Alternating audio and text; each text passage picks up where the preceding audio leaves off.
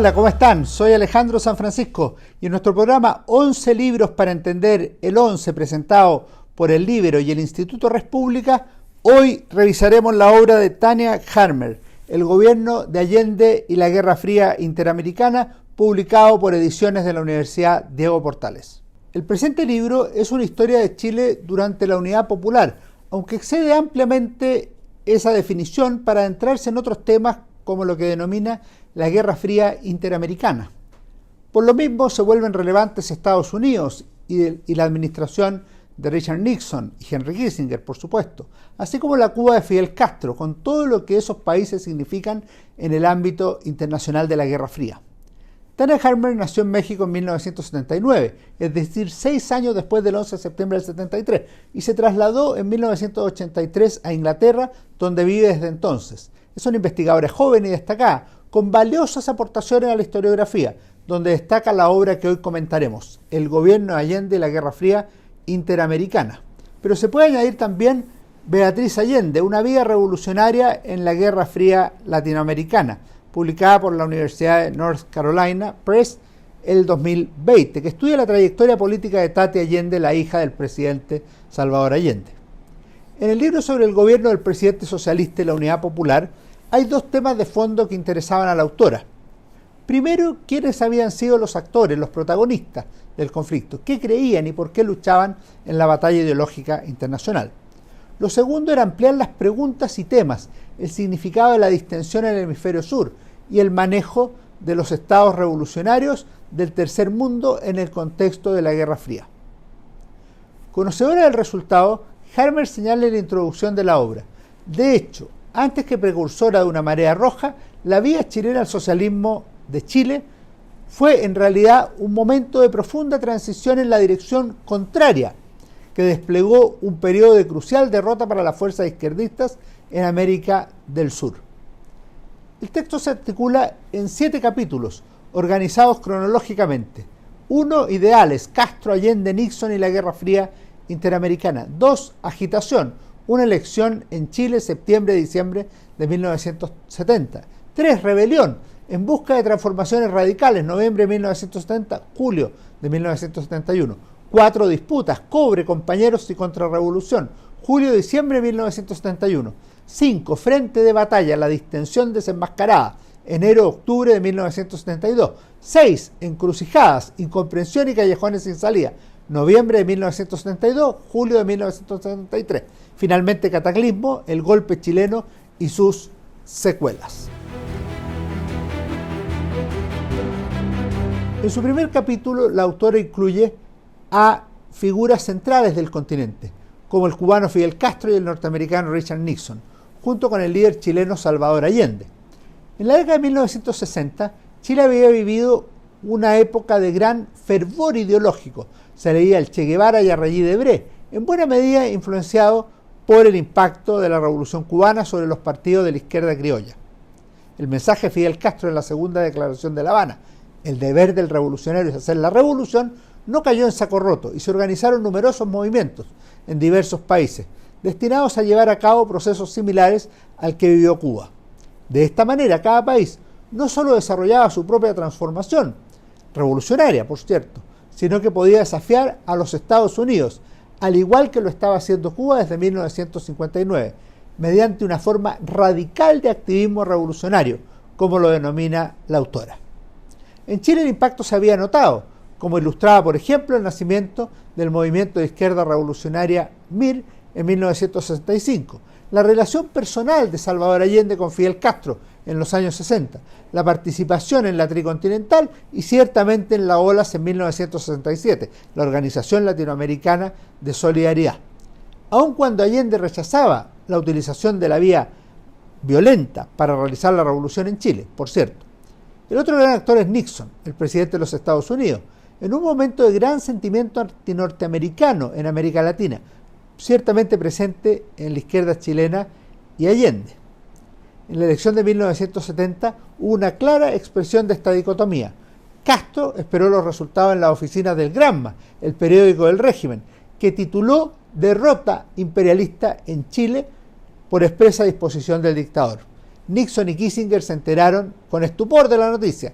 celebraciones en La Habana, pánico en Washington eran las expresiones de contradicción que comenzó a provocar Chile en el ámbito internacional y que luego significaría un mayor involucramiento de ambos países en el proceso chileno. El temor de Estados Unidos era que se consolidara una especie de sándwich rojo, con Castro por el norte y Allende por el sur, lo que motivaría al gobierno de Nixon a intentar evitar que el líder socialista asumiera en la moneda en 1970 o bien no culminara después su periodo presidencial. En la primera etapa del gobierno de Allende, entre noviembre de 1970 y julio de 1971, hubo transformaciones radicales, logros visibles, incluso en el ámbito internacional, donde el gobierno procuraba la tesis del pluralismo ideológico. Por otra parte, entonces comenzarían los problemas reales, con Estados Unidos, que podría influir en el éxito o fracaso de la Revolución chilena. Con todo, conviene recordar una reflexión de Fidel Castro en julio de 1971. El imperialismo es hoy mucho más débil, incomparablemente más débil. Las correlaciones de fuerzas han cambiado considerablemente en el mundo. El campo socialista es hoy mucho más sólido. Precisamente ese mismo mes, en Chile se había aprobado la nacionalización del cobre, una idea largamente esperada por la izquierda chilena, como manifestación de antiimperialismo y de segunda independencia, de recuperación de las riquezas para los chilenos. La fórmula elegida entrañaba una paradoja: el éxito de ser aprobada por unanimidad por parte del Congreso y el riesgo que implicaba la doctrina Allende de no pagar indemnización por la existencia teórica de utilidades excesivas por parte de las empresas norteamericanas del cobre. Si bien era más fácil no seguir esta doctrina, lo cierto es que desafiar al imperialismo norteamericano y afirmar la soberanía económica de Chile eran pilares fundamentales del mandato de Allende. A la larga, este sería un tema que perseguiría la administración socialista, que se sumaría a otras dificultades que surgieron en 1971, año que cerró con una visita muy especial, el máximo líder de la revolución en el continente latinoamericano. Entre el 10 de noviembre y el 4 de diciembre de 1971 se produjo un encuentro simbólico entre dos procesos históricos, como se le llamó. El contexto fue el viaje de Fidel Castro al Chile de la Unidad Popular. Ambos países, a juicio de Allende, estaban en la vanguardia de la lucha en esta nueva etapa liberadora libertaria. Sin perjuicio de ello, había una contradicción de visiones. Castro pensaba que era necesario acelerar la revolución y consideraba que existían demasiadas libertades para la oposición en Chile.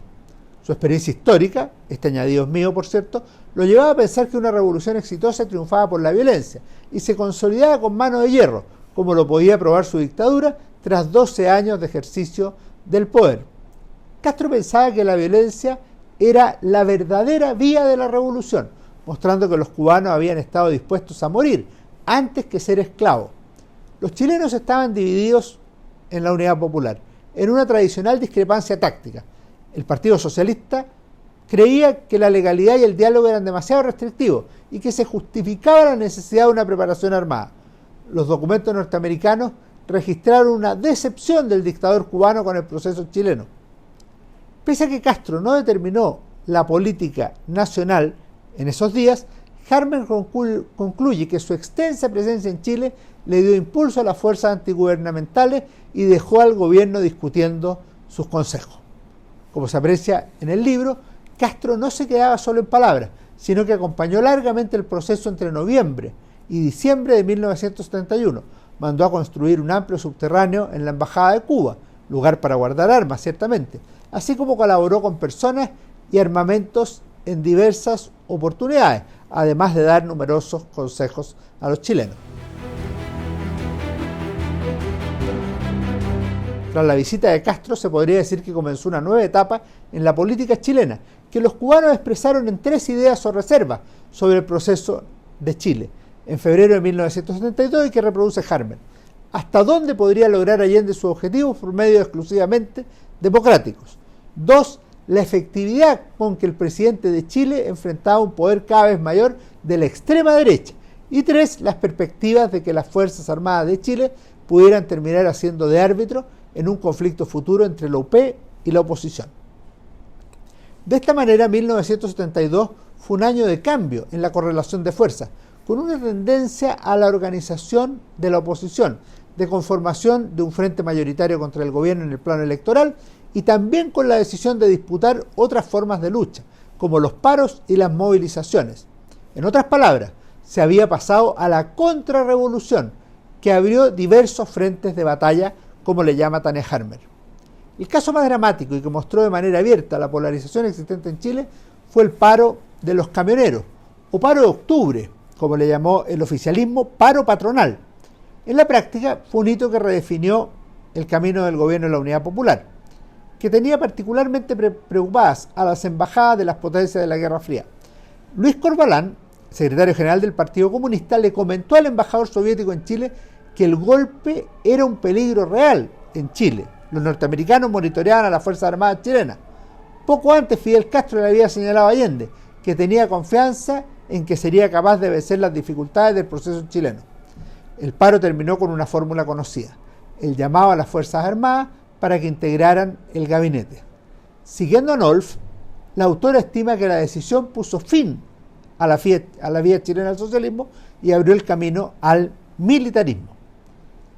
El camino quedaba abierto para las elecciones parlamentarias de marzo de 1973, las que no tendrían un resultado capaz de definir el conflicto en una u otra dirección, pese al triunfo opositor. Se había llegado al año decisivo. El tema del golpe de Estado, a la luz de esta investigación y de otras, es extraordinariamente complejo, por lo cual es necesario rehuir las explicaciones simplistas, las descripciones maniqueas y las conclusiones monocausalistas en algunos temas, desde luego, por ejemplo, en las causas del 11 de septiembre de 1973. Además, y en esto hay un avance importante, conviene rechazar dos extremos peligrosos. El primero, suponer que todo lo que ocurrió durante la Unidad Popular fue digitado desde oficinas extranjeras, mientras los actores nacionales eran meros entes pasivos de lo que sucedía. El segundo significa estimar que la revolución chilena simplemente se hizo con empanadas y vino tinto, ajena a las tendencias mundiales o a la influencia de otros gobiernos o países.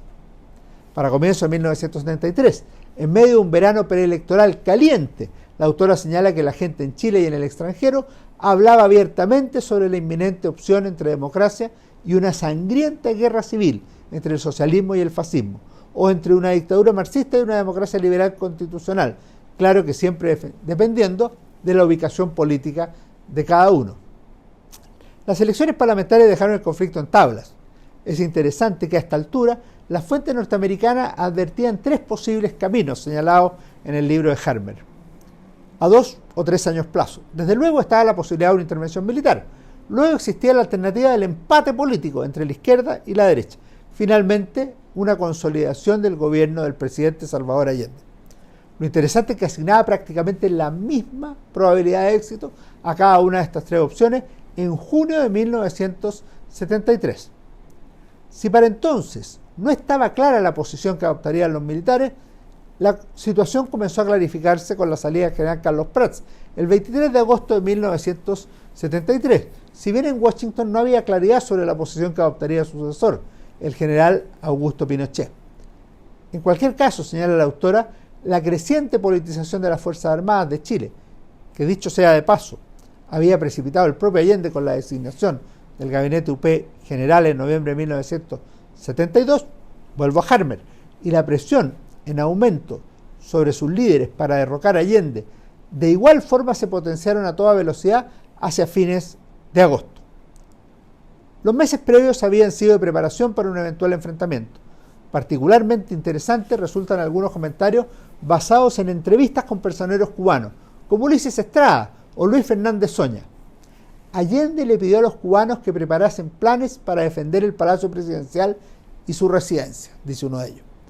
Los cubanos pensaban que Allende en tal caso debía salir de la ciudad, aunque sabían que la resolución del gobernante había sido dirigirse a la moneda en caso de que llegara el momento. Paralelamente hubo almacenamiento de armas. Estrada cree, señala Harmer, que estos visibles preparativos contribuyeron al inesperado poder y brutalidad del golpe militar. En las páginas finales, Tania Harmer realiza una notable síntesis sobre las alternativas vigentes a comienzos de septiembre de 1973, según promovía la mirada cubana respecto a la acción posible del presidente Allende. Si La Habana hubiera estado a cargo en 1973, habría tomado decisiones estratégicas distintas, implícitamente mejores, en lo que Castro percibía que era un juego de suma cero entre revolución y reacción. La Habana abogó por una lucha de vida o muerte que, no importa qué precio, habría terminado guiando a Chile y América Latina más cerca del socialismo, mientras Allende prefirió sacrificarse simbólicamente él mismo en la moneda, en vez de movilizar a sus simpatizantes para reagruparse y luego lanzar una resistencia que casi con certeza hubiera desembocado en una sangrienta guerra civil. Los cubanos estaban deseosos, en cambio, de arriesgar las consecuencias del contraataque. Es imposible decir qué habría pasado si los cubanos hubieran podido cambiar el curso de los sucesos chilenos. Una resistencia más efectiva contra el golpe podría haber retrasado la avalancha contrarrevolucionaria, como era la esperanza de La Habana. Y para la resistencia podría haber sido más importante un Allende vivo que muerto, pero el resultado de una guerra civil igual habría sido muerte y destrucción, probablemente más aún que la desencadenada por la Junta. Se trata de un trabajo equilibrado, muy bien argumentado, sólido, sin pretender ni de lejos justificar la intervención norteamericana en la política chilena. El libro de Tania Harmer tiene el mérito de tratar con seriedad, rigor y amplia documentación la presencia cubana en Chile durante la Unidad Popular.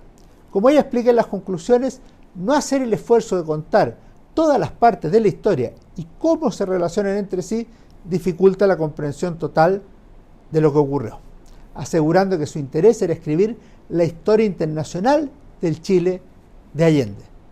El trabajo es historiográficamente valioso por la inteligencia con que desarrolla su argumentación, así como porque tiene un gran acopio de fuentes chilenas y sobre todo internacionales, especialmente de archivos diplomáticos, entrevistas, además muy valiosas. La incorporación de algunos conceptos, como el de Guerra Fría Interamericana, es un aporte original que ha permanecido y forma parte de los estudios que han seguido realizándose en torno a estos temas. Finalmente, entre muchas otras cosas que se podrían mencionar, me parece que el libro logra articular muy bien la discusión internacional con los problemas específicamente locales. Esto implica que Chile estuvo devorado por la amarga manifestación regional interamericana de la Guerra Fría global, pero si bien los actores internacionales tuvieron impacto visible y que está detallado en el estudio, resulta claro que hubo agencia y decisiones dentro de Chile. Se trata de un libro de historia que muestra no solo las posibilidades de los estudios históricos, sino también las limitaciones de los actores que hacen esa historia que nosotros estudiamos. Que estén muy bien, nos vemos en nuestro próximo programa.